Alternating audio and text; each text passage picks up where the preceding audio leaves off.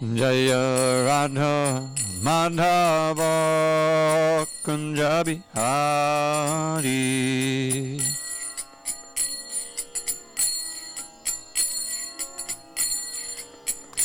Jaya Radha Madhava Kunja Bihari.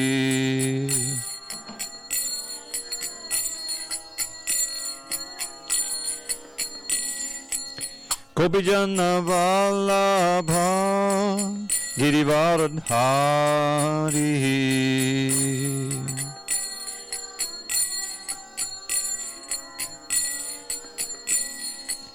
Gopijana Vallabha Girivaradhari. Girivaradhari. Yashodanandana Brajajana Ranjana. Yashodanandana Brajajana Ranjana. Yashodanandana Brajajana Ranjana. Nandana Brajajana Ranjana. Yamuna Tira Vanachari.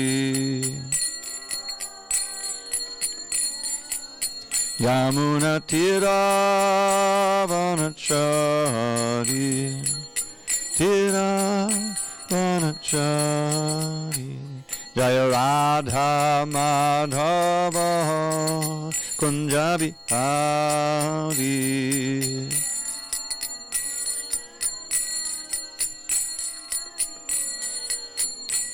Jaya Radha Madhava Kunja Bihari. Kunja Bihari.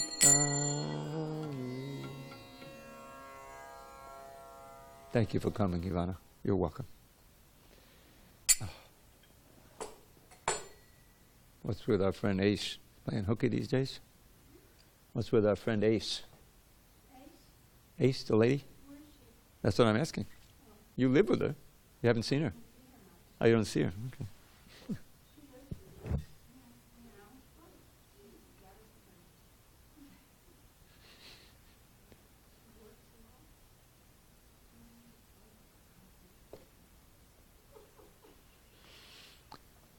The modern way.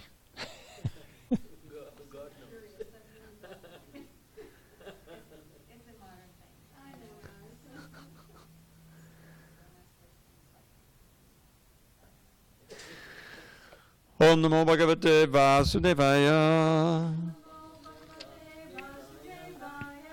Om Namo Bhagavate Vasudevaya. Om Namo Bhagavate Vasudevaya.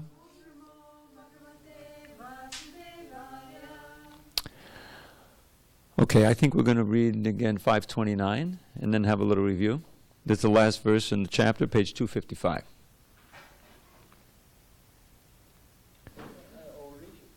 We read it, but we're going to read it again. Okay? And maybe we'll do a little review of the chapter. It's worth it. It's a very important verse. On the 6th day of August 2019 in SanDiego, we're reading from Srimad Bhagavad Gita as it is, translation and commentary by His Divine Grace A.C. Bhaktivedanta Swami Prabhupada. We are in chapter 5, titled Karma Yoga, Action of Krishna Consciousness, text number 29, page 255. Bhoktaram yagya tapasam sarvaloka maheshwaram Sudidam sarva bhutanam gatva mam shantim richati bhoktaram yagya tapasam sarva loka maheshwaram sudidam sarva bhutanam gatva mam shantim richati. Go ahead, Marcy. Bhoktaram yajna tapasam Sarvaloka Maheshwaram Sudadam Sarvabhutanam Gatva Mam Shantim Richati. Not yet, Ivana? Okay. Bhoktaram, the beneficiary, yajna, of sacrifices, tapasam, and penances and austerities. Sarvaloka, of all planets and the demigods thereof. Maha Ishwaram, the Supreme Lord. Suridam, the benefactor. Sarva, of all. Bhutanam, the living entities. Gyatva, thus knowing. Mam, me, Lord Krishna. Shantim, relief from material pangs. Richati, one achieves. A person in full consciousness of me, knowing me to be the ultimate beneficiary of all sacrifices and austerities, the Supreme Lord of all planets and demigods, and the benefactor and well-wisher of all living entities, attains peace from the pangs of material miseries. Purport. The conditioned souls within the clutches of the illusory energy are all anxious to attain peace in the material world. But they do not know the formula for peace, which is explained in this part of the Bhagavad Gita. The greatest peace formula is simply this: Lord Krishna is the beneficiary in all human activities. Men should offer everything to the transcendental service of the Lord, because he is the proprietor of all planets and the demigods thereon. No one is greater than he. He is greater than the greatest of the demigods, Lord Shiva and Lord Brahma. In the Vedas, Shvetashvata Upanishad 6.7, the Supreme Lord is described as Tamishwaranam Padamam Maheshwaram. Under the spell of illusion, living entities are trying to be lords of all they survey, but actually they are dominated by the material energy of the Lord. The Lord is the master of material nature, and the conditioned souls are under the stringent rules of material nature. Unless one understands these bare facts, it is not possible to achieve peace in the world, either individually or collectively. This is the sense of Krishna consciousness. Lord Krishna is the supreme predominator, and all living entities, including the great demigods and are his subordinates. One can attain perfect peace only in complete Krishna consciousness. This 5th chapter is a practical explanation of Krishna consciousness, generally known as Karma Yoga. The question of mental speculation as to how Karma Yoga can give liberation is answered herewith. To work in Krishna consciousness is to work with the complete knowledge of the Lord as the predominator. Such work is not different from transcendental knowledge. Direct Krishna consciousness is Bhakti Yoga, and Jnana Yoga is a path leading to Bhakti Yoga. Krishna consciousness means to work in full knowledge of one's relationship with the Supreme Absolute. And the perfection of this consciousness is full knowledge of Krishna, or the Supreme Personality of Godhead. A pure soul is the eternal servant of God as his fragmental part and parcel. He comes into contact with Maya, or illusion, due to the desire to lord it over Maya, and that is the cause of his many sufferings. As long as he is in contact with matter, he has to execute work in terms of material necessities. Krishna consciousness, however, brings one into spiritual life even while one is within the jurisdiction of matter, for it is an arousing of spiritual existence by practice in the material world. The more one is advanced, the more he is freed from the clutches of matter. The Lord is not partial toward anyone. Everything depends on one's practical performance of duties in Krishna consciousness, which in every respect helps one control the senses and conquer the influence of desire and anger. And one who stands fast in Krishna consciousness, controlling the above-mentioned passions, remains factually in the transcendental stage, or Brahma Nirvana. The Eightfold Yoga mysticism is automatically practiced in Krishna consciousness because the ultimate purpose is served. There is a gradual process of elevation in the practice of yama, niyama, asana, pranayama, pratyahara, dharana, dhyana, and samadhi. But these only preface perfection by devotional service, which alone can award peace to the human being. It is the highest perfection of life. And that is the end of the Bhaktivedanta purpose to the 5th chapter of the Srimad Bhagavad Gita in the matter of Karma Yoga, or action in Krishna consciousness. So let's read through these translations and make a few comments. I think that last paragraph was itself a nice summary of the chapter. What do you think, Sureshwar? Okay, so this began with Arjun's question, which he asked a similar question in the beginning of chapter 3, if you recall. Arjuna asked Krishna, "Oh Krishna, first of all you asked me to renounce work, and then again you recommend work with devotion. Now you kindly tell me definitely which of the two is more beneficial." And Krishna answers, "The renunciation of work and work in devotion are both good for liberation, but of the two, work in devotional service is better than renunciation of work. One who neither hates nor desires the fruits of his activities is known to be always renounced. Such a person, free from all dualities, easily overcomes material bondage and is completely liberated, O mighty armed Arjuna." Yeah, we're on text 3, page 232. I'm just reviewing the chapter. 232. Now we're on 233. Only the ignorant speak of devotional service, karma yoga, as being different from the analytical study of the material world, Sankhya. Those who are actually learned say that he who applies himself well to one of these paths achieves the results of both. So the question is, Sankhya is the one where you're renouncing. You're simply analyzing this world. They have a phrase, neti neti, not this, not this. Have you ever heard that? Neti neti. Na means not, and niti means thus. And so it's like, well, this isn't it, that isn't it, this body isn't it. You're eliminating all those things that are not the absolute. And by analyzing all the senses and the sense objects and the mind and everything, you finally come to the point of realizing that the soul is what you're looking for. And then there's the super soul. So that's not activity, that's not karma. That is speculation, that's the mental exercise. But here it says that devotional service, karma yoga, is action which leads to the same place. One is searching out the source of everything, and the other is actually serving. And so it says you reach both of those are necessary. And we find in the Bhagavad Gita and in the Bhagavatam, there are elements of both of those. There are many passages, third canto and other places, that analyze our whole situation here. And then point to and above all of them is Krishna, and within the heart is everyone, the super soul. So then in text 5 he says, one who knows that the position reached by means of analytical study can also be attained by devotional service, and who therefore sees analytical study and devotional service to be on the same level, sees things as they are.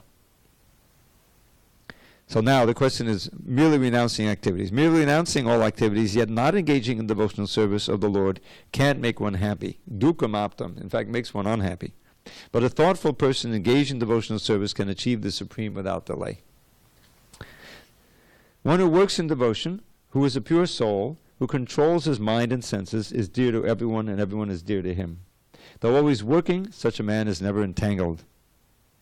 And then here comes this little meditation. You can try to practice it at home. A person in divine consciousness, although engaged in seeing, hearing, touching, smelling, eating, moving about, sleeping, and breathing, always knows within himself that he actually does nothing at all. Because while speaking, evacuating, receiving, opening or closing his eyes, he always knows that only the material senses are engaged with their objects, and that he is aloof from them. So you can attain this state only when you're not trying to use all of these things to exploit material nature and enjoy. So again, being devoted to Krishna enables this kind of, observing one's activities in a detached kind of way.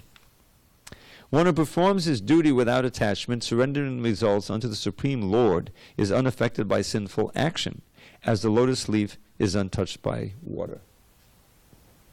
By sinful action or sinful reaction. The yogis, abandoning attachment, act with body, mind, intelligence, and even with the senses only for the purpose of purification. The steadily devoted soul attains unadulterated peace, because he offers the results of all his activities to me. Whereas a person who is not in union with the divine, who is greedy for the fruits of his labor, becomes entangled. So here's one of the direct fruits of this activity, is that you don't become bound up by your attachment to the fruits of your activity. The whole idea is that, as we learned in chapter 3, every action should be performed as a sacrifice for the Lord. In this way, one can remain detached. Yagyartat kamanon lokoyam kamabandhana. Otherwise, your activity will be the source of bondage. I mean, the science is that by acting in this world for sense gratification, you develop attachment for the fruits of your action. And those attachments are in your mind, and they go on and on. There's never an end to it, the attachments. And those attachments are what keep you bound to your next life. You try to fulfill those attachments, then you get new ones, and then you keep going on and on like that. So if you're always in this detached mode, sacrificing the fruits of your activity for Krishna, you don't get attached. You get attached to Krishna. This is the principle of yukta vairagya, as defined by Rupa Goswami in his Bhakti Rasamrita Sindhu. Anasaktasya vishayan yataham upayunjata nirbandha krishna sambandhe yuktam vairagya muchyate. So anasaktasya means without attachment. You have a question? Yeah, I was going to ask that if one has really good association with a devotee, and that devotee wants to live that friendship because he feels that's the attachment, is that right? I'm sorry? If the devotee wants to live that association, To leave that. yes, because he feels or she feels that it's attachment, even though the person knows that it's very good association. In other words, you're associating with a devotee, but mixed in with that association, there may be developing some material attachment. And so one of the persons wants to break the relationship. Yeah, that can happen. You know, that's why the sadhana is so important. The sadhana keeps you strong and gives you the regularity. The mind becomes accustomed to hearing the holy name at a certain time and so forth, and that gives you a strong dose of Krishna consciousness, which includes detachment from material things. But if both members of the relationship aren't engaged in that kind of sadhana, then there can be an imbalance there. If there is, yeah. There's sadhana and there's sadhana. Each of us is engaging in our own sadhana, and it's a question of how serious we are, sincere, and also how many impurities we have to clean away. You know, I noticed from the beginning of my involvement with Krishna consciousness how it was so amazing that some people just took to it like a duck to water. You know, you read Prabhupada's books. This is what I've been looking for all my life. You know, and you join up and you love all of it. Whereas others, you can take it, leave it, take it, leave it. You know, people, you know what I mean? Everyone is an individual based on previous life's activities. Oh boy, that's my magazine. I left it here this morning. Don't let me forget it again, okay? It's a beautiful picture. That's Lord Chaitanya in Mayapur. He's 9 feet tall. He's bigger than life. That deity has gold mixed in it. Literally, they're made of 9 different metals. And one of them is gold. That's why he looks so beautiful. Anyway, every one of us is an individual with a unique background. Some of it in Krishna consciousness, so that we can come again to Krishna consciousness this lifetime. So you never know how the relationships will play out. Both devotees can become very strong in Krishna consciousness, and their relationship remains favorable for development of Krishna consciousness. Where in other cases, one devotee may be pulling away from Krishna, one wants to go faster. You know, this is what you find when you join. I mean, I remember I had friends when I joined. Some of them were interested. Some thought I was crazy. You know, and you really have to, you know, okay, we can't be friends anymore. This is in a verse by Kapila Muni.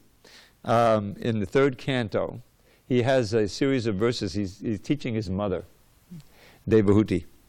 And right near the beginning of his teachings, in a chapter called The Glories of Devotional Service. It's a wonderful section of the Bhagavatam. And I was studying this a few years ago, and I said, well, these are 8 verses here. And the theme is Sangha. The theme is Sangha. And he describes here, he starts out, Prasangam majadam pasham atmanak kavayo vadu sa esha sadhushukato moksha dvaram apavatam.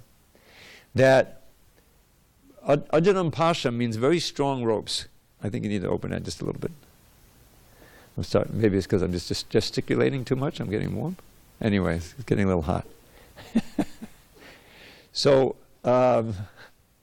Prasangam. Now this word, the sangha and prasanga, the prefix pra in Sanskrit intensifies, you know.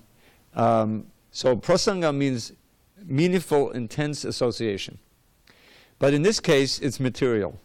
Our entanglement in the material world is through ajanam pasham, so many ropes of desire, material desire, that keep us bound here, these attachments. So this verse says we have to redirect that attachment to the sadhus, to really advanced devotees. And this can help us to break out of that bondage. So then the next question is, who is the sadhu? This is very important. So he gives three verses defining the sadhu. Tatikshava, karunika, sudidak, sarvadehinam. Ajata shattavak shanta, sadhavak sadhabhushanam. Notice the word shanta means peaceful, which is the very last word in this chapter. Shanta mrichati, one attains peace, knowing that what's in the 29th verse. So here he says the qualities of a sadhu is that he's very tolerant. He or she is very tolerant. Now tolerance has two sides. One is you tolerate the sufferings of this world, physical, mental, emotional. You know, you have a certain ballast in you side that you can easily, you know, weather the things. That's an important factor. And also compassionate toward not just human beings but every living being. Karuna suridak sarvadehinam. Surida means, Prabhupada listening to this lecture today, oh, their heart is so nice. He's describing his devotees in Bombay. And so nice. They want to help others, you know, and not just human beings. Animals, even insects, you don't want to kill, you know, unnecessarily. Ajata shatrava. For such a devotee, he has no enmity toward any other living being. Ajata shatrava. Shanta, and therefore very peaceful. Sadhavak sadhabhushana. These are the ornaments of a sadhu. Now, how do you achieve this high state of purity and virtue? He's through devotional service. Mayananyena bhavena bhaktin kurvanti yedvidham matkate chaktasa karmana chakta swajana bandhava. This is the reason why I quoted these verses, because I'm getting to the point. So he says, Kapila Muni, Kapila Dev is an incarnation of Krishna, full incarnation, Vishnu. So he says, the sadhus are undeviating, unflinching devotion to me. Ananyena bhavena. Bhaktin kurvanti yedvidham means intense and very determined. And because of that, matkate tyakta karmanas, they'll give up any activity that's a blockage to their devotion. And, this is what you were mentioning, matkate tyakta karmanas chakta swajana bandhava. When the relationships with their friends and family are serious impediments to their devotion, they'll slacken or give up those relationships, because the most important thing is deepening and furthering their relationship with God. So this is some of the... Now we can go through the rest of this Sadhu Sangashtika later, but it's a wonderful self-contained lesson within the Bhagavatam. That's what I loved about the Bhagavatam. It has so many lessons that are just self-contained in and of themselves. And this one is all about Sangha. It's all about the importance of Sangha. So I'll give you the reference. But you don't have the books on your phone yet, do you? No, You can do that. I have an app. Oh, you don't have memory in your phone. Okay. Anyway, we'll set you. This third canto. Third canto? Oh, yeah. Well, yeah. Well, if you want to get a full set of Bhagavatams, that's a big... Yes, you can get... Okay, so going on. Sure. So, when the embodied being controls the nature and mentally renounces all actions, reside happily in the city of 9 gates, the material body, neither working nor causing work to be done.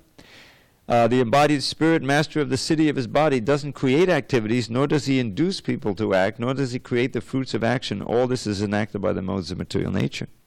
Nor does the Supreme Lord assume anyone's sinful or pious activities. Embodied beings, however, are bewildered because of the ignorance which covers their real knowledge.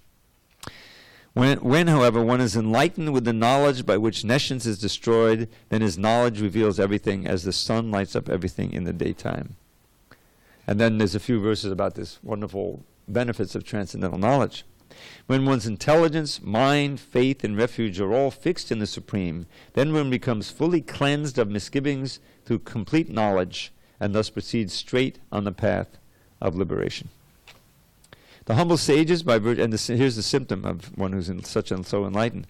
The humble sages, by virtue of true knowledge, see with equal vision a learned and gentle Brahman, a cow, an elephant, a dog, and a dog-eater.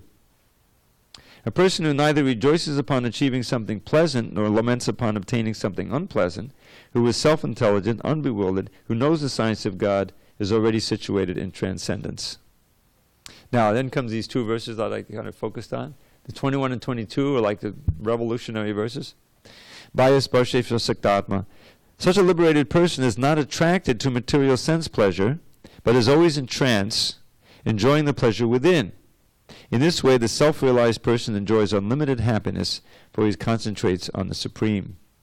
And then 22, which somehow or other I always focus on this verse. An intelligent person doesn't take part in the sources of misery. In other words, an intelligent person doesn't aspire for the pleasures that come with the senses attaching the sense objects. O son of Kunti, such pleasures have a beginning and an end, and so the wise man does not delight in them. So the key, the first line there, the pleasures that come, sangsparshaja literally means born of the touch of the senses with their objects. There's a kind of bhoga there. There's an enjoyment. This is a sense called sense gratification. But that very pleasure is the source of your misery, because it draws you on more and more and more, and keeps you aspiring, and then you die with those desires, and you get another body, physical body, which is by nature full of suffering. So it's a trick of Maya, and we turning that desire for sense gratification toward a desire to serve Krishna's senses is the whole process of Krishna consciousness. That's what all the chanting and serving is all about. Okay. Yes.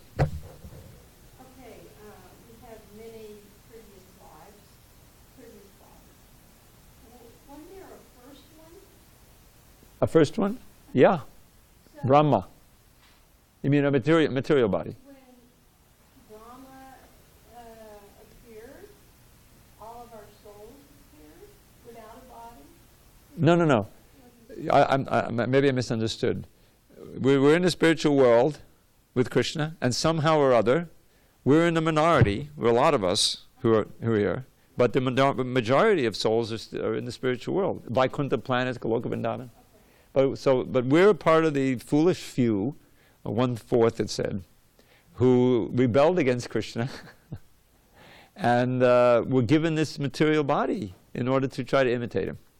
The whole thing is a big mistake. This is a reformatory, it's a prison, like a prison house, but Krishna's concerned that we be rehabilitated and return to him, go back home, back to Godhead, Prabhupada's famous phrase. So there is a first body that we take, material body. And Prabhupada explained the first body we take when we leave Vaikuntha or Goloka is Brahma's body. Brahma doesn't always go back to Godhead, obviously, that's why we're sitting here. Our Brahma, the present Brahma of the universe now, is going back, because this is the Brahma who chanted the Brahma Samhita and realized Krishna and heard the Bhagavatam, and he's the head of our Sampradaya. He spoke to Narada, Narada spoke to Vyasa, and all this knowledge has come down from him. He of course, got it from Krishna in the heart. He's been enlightened. But many Brahmas, Brahma is a devotee. He's a demigod, great demigod. All the demigods are devotees. But we see with Indra that the demigods can often be overwhelmed by the mode of nature. Indra, that's what this whole temple is based on, is Govardhan Leela, where Indra didn't recognize Krishna's avatar, and he was very offended that they didn't offer them their, offerings for the Indra Jagya, the cowherd men in Vrindavan, and he inundated everything with his rain, but Krishna just lifted up the mountain with one finger and humbled him. So Brahma also had a doubt that this little Krishna was God, and he stole his calves and he stole his friends. They heard that one. So, but then, he repented, and he had these beautiful prayers, which are some of the most important prayers in the whole Bhagavatam.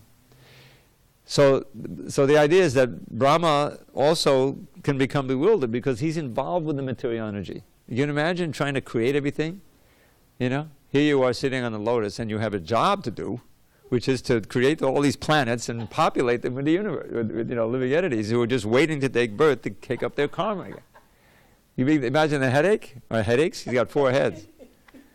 So that and you read it, and it's like it's not a very smooth process. First thing he creates out of his mind. What is he else? He got to work with his mind, the 4 Kumaras. But they say no. Wasn't there a song? Forgive me. I won't grow up. I won't grow up. Isn't it with Peter Pan? So that's what the Kumaras said. They're supposed to grow up, get married, and have children, and start populating the universe. And they said, we don't want to have anything to do with it. They want to stay brahmacharis forever. Renunciants.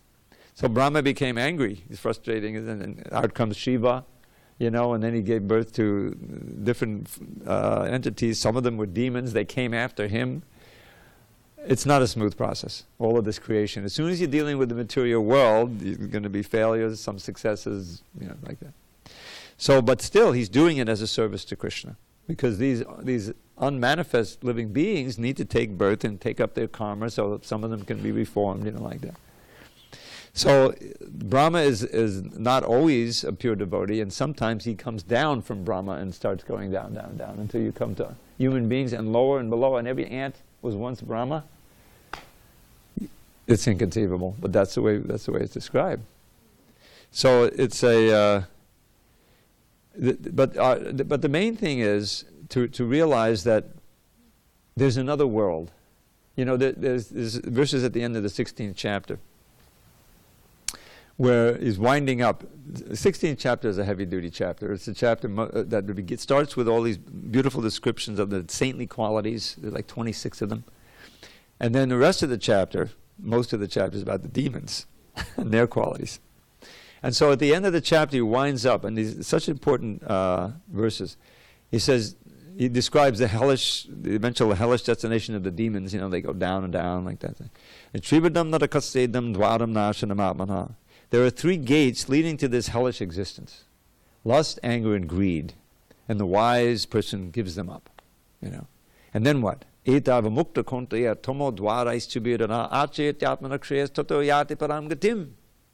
hopeful. One who can escape these 3 gates. Tomo dwarais means doors to darkness, scary. To be acharat yatmanakshayas. Such a person acts for his ultimate benefit. This word shreya, which keeps coming up, acharati means he acts in many ways. Atmanakshayas, for the ultimate good of his soul. And toto yati paramgatim, and eventually goes back to the supreme abode, paramgatim. Then this next verse is really significant, because he's going back and forth. Yakshastra vinamutsuja vartate kamakara nasa siddham bhavapnoti nasukamna paramgatim. But one who ignores the vidya of Shastra, this is the key point. Shastra vidya means the rules and regulations, the do's and don'ts that are in the Shastra. Shastra vidam utsvija, gives them up, ignores them, doesn't care. And then how are you going to act? On the basis of your material desire, kama. Utsvija vartate kama. So that such a person, nasa siddhim abapnoti, does not attain perfection, or happiness, or the supreme goal. So this is like something that all aspiring transcendentalists should be curious about. What is real happiness? What is perfection? And what is the supreme goal? I mean, I remember as a kid, I don't know, as an adolescent, you had the whole life ahead of you, and you could do whatever you want. So where are you going to place your energies? And my whole life was changed because of the war, the Vietnam War. If that hadn't been there, I would have gone into some professional field, probably a teacher. My whole family was teachers and stuff like that. So that would have been my aspiration for happiness and perfection and this and that. But Krishna consciousness, we're enjoined to have a wider or deeper view of that. Ultimate perfection, ultimate happiness, infinite happiness, and the supreme goal, an eternal abode where you never have to leave that perfection. In other words, to aspire to get beyond the limitations of a material life, which always is ups and downs, comings and goings, and finally the whole thing is finished. How can that be perfection? We're not going to lower our sights. Well, within that paradigm, I'll have perfection. No, I want the ultimate perfection. So if we're curious about what that is and we want to strive for it, then we have to follow the injunction of the last verse in the 16th chapter. And that's why he says, tasmat. Therefore, shastram pramanam te karya karya vavastito. And this is like a line that practically characterizes Prabhupada's entire preaching. Therefore, to take evidence and authority for what we should do and not do, we should consult the Shastra. Now, where's the Shastra? Prabhupada worked so hard to give us genuine scripture that we could rely on. Bhagavad Gita as it is. This really comes to the conclusion of Bhagavad Gita, which is surrender to Krishna. The person, Krishna, God, not some force, not some vague thing.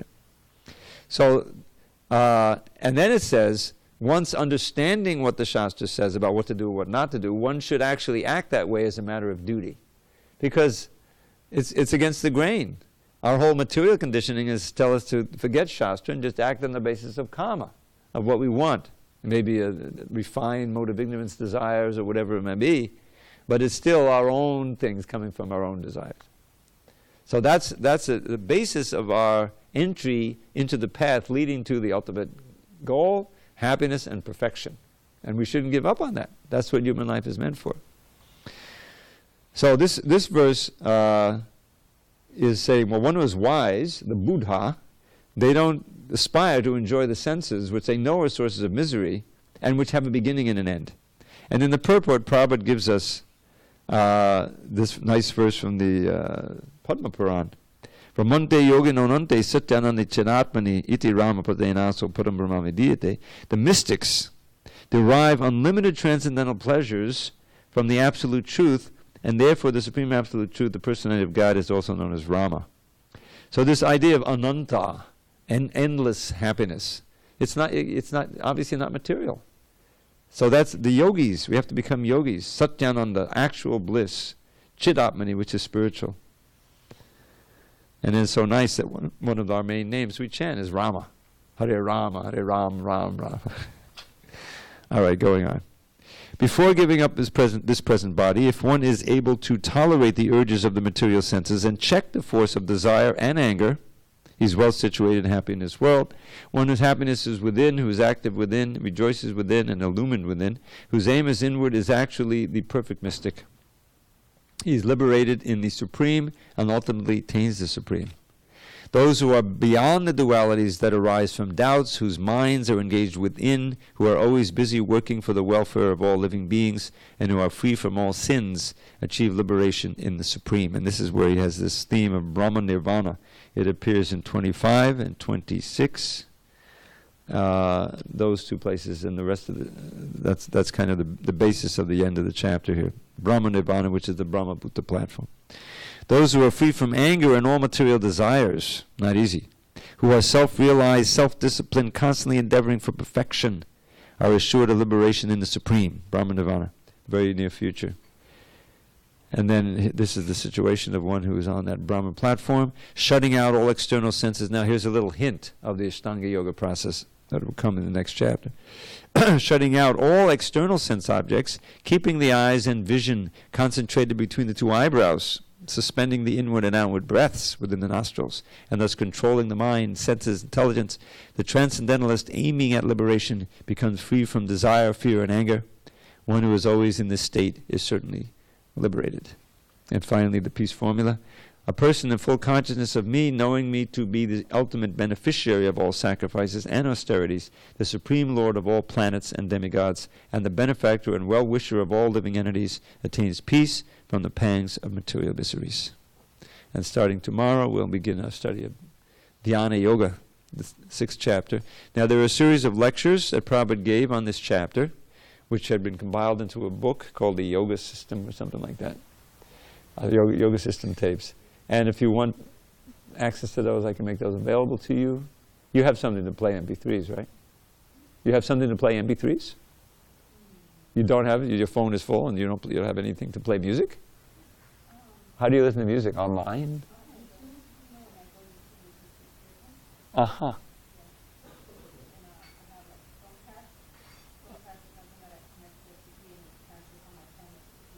Oh, I see. becomes a bigger spring. That's how it works for the bigger. All right. Well, it'd be good if you can somehow get these lectures. You don't have it. You don't have a phone I could airdrop these lectures onto, or send you by email.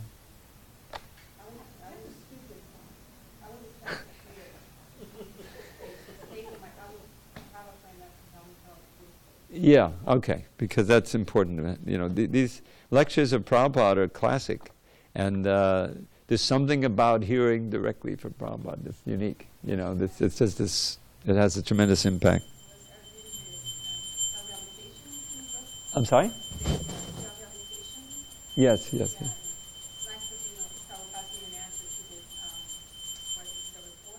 Oh yeah, yeah.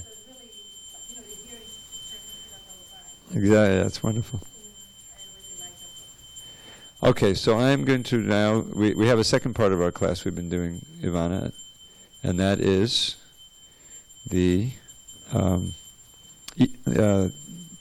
is it called? The Upadeshamrita, Nectar of Instruction.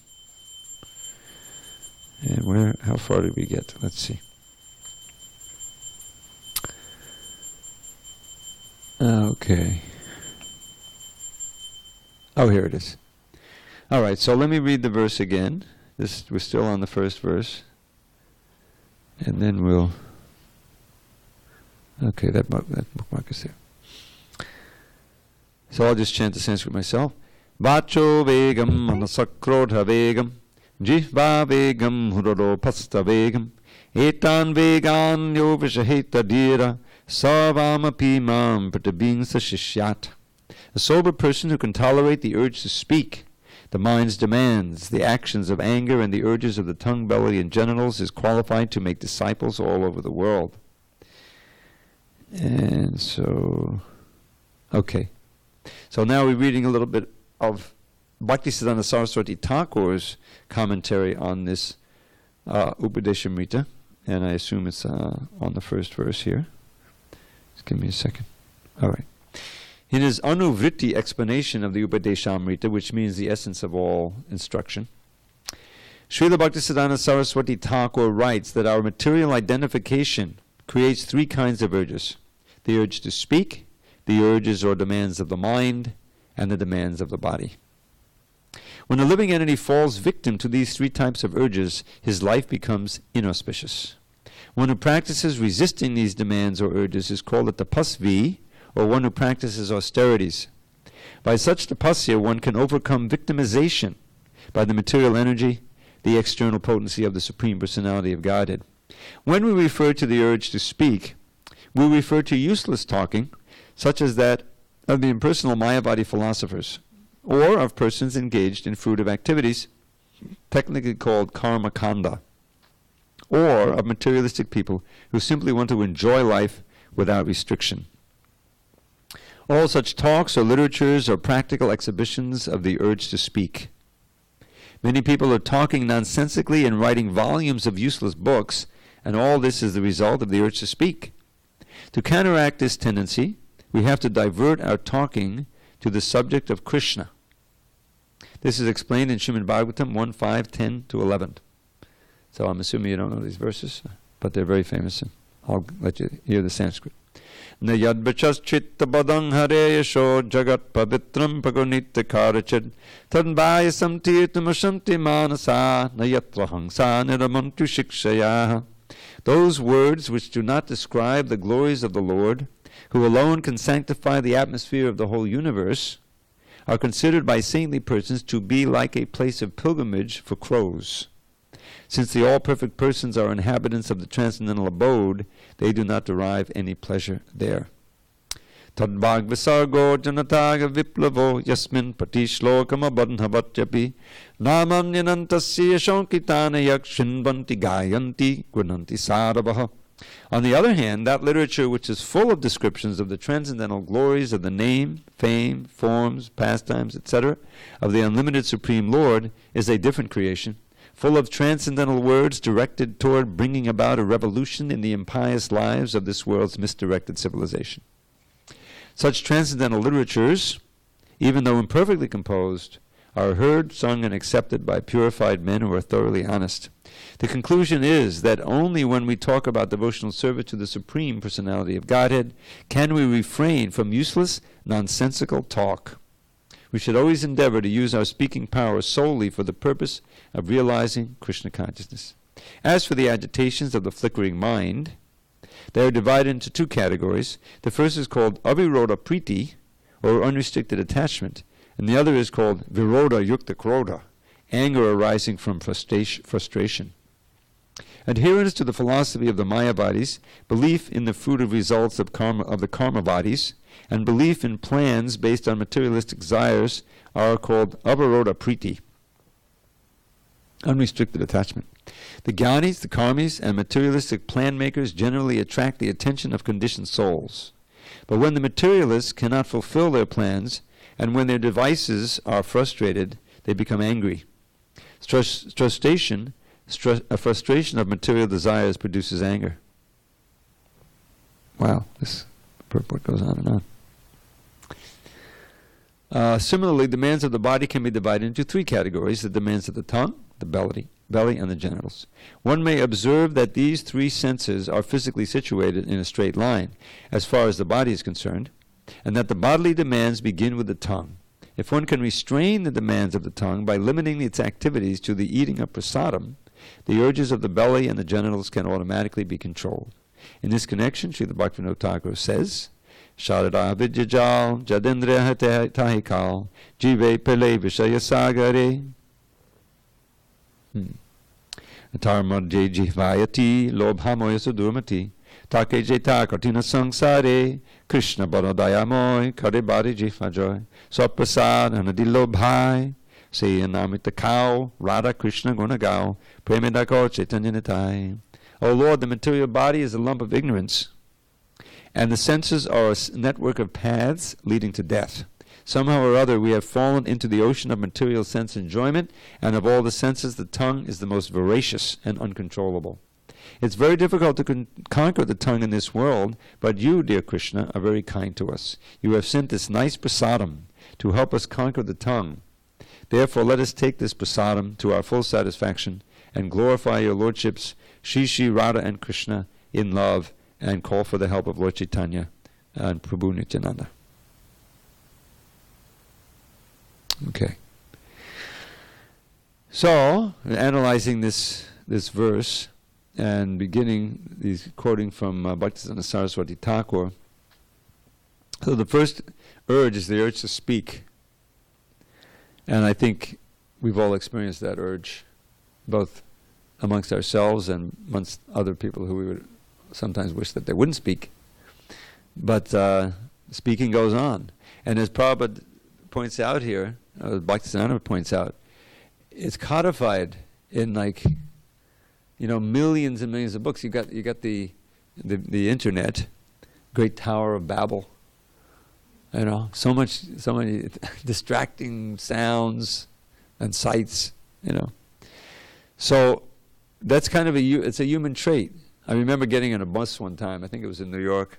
And just marveling at all I was listening to all the conversations that are going on. People, and of course, people now have they have their, everyone's, huh? No one talks anymore. Everyone's got the thing in here and the screen. It's another kind of madness. But it's still, material sound, and that material sound is our downfall. There's a very graphic verse I'd like to share with you. These are essential. These two that I read. They're repeated. They exist at the beginning and at the end of the Bhagavatam.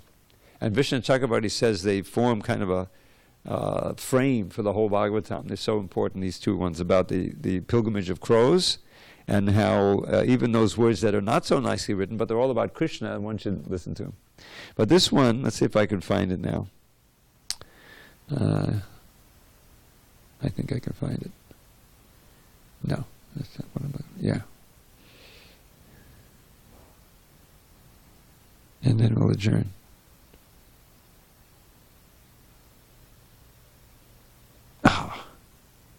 I misspelled it. Can't do that. There it is. 3:15:23. Brahma is speaking. Na yanna vrajant agabedo vachanano bharat chunbanti yene vishaya kukatamati gni yastu shruta hatabhagar nibadata saras. Yeah. Tang chapunta shadane shutamakso hanta. Hanta means alas, so he ends the verse with alas. Sad. It's very much regrettable that unfortunate people do not discuss the description of the Vaikuntha planets, but engage in topics which are unworthy to hear and which bewilder one's intelligence. Those who give up the topics of Vaikuntha and take to talk of the material world are thrown into the darkest region of ignorance. So, just to analyze this first real quick, we have 2 minutes. Yanna Vrajanti. They don't go to Vaikuntha. These are the people who don't go to Vaikuntha. Aga Bidda is a name for Krishna, means he who vanquishes all kinds of sins. Aga is sin and Bidda means destroy. So that's a name for Krishna. Rachana Anubhara. Narrations of his activities. They listen to other subjects other than that, which are called Kukata. Krishna, talks about Krishna are called Krishna Katha. But this is Kukata, means bad talks, bad sounds, which destroy one's intelligence, mati gnihi, killing the intelligence. Those sounds, those subjects, when hearing, steal away all one's good fortune and destroy one's interest in the essence of life. One becomes completely indifferent. Atasaras means taking away the values of life. And those very subjects, tam chapanti, they throw you down to a place where there's no shelter, a shadaneshu, which is completely dark. Practically you go to hell, just by hearing the wrong sounds. So you can see how important the sound is. That's why Hare Krishna, Krishna. We should hear the holy name as much as possible. Because it's so cleansing. Our whole sadhana is based on which sounds we're going to hear and repeat. And we have a multitude in Prabhupada's books and so many other sounds, kirtans, so we should choose those and attain happiness, perfection, and go to the supreme goal. All glories to Srila Prabhupada. Hari Hari Bol.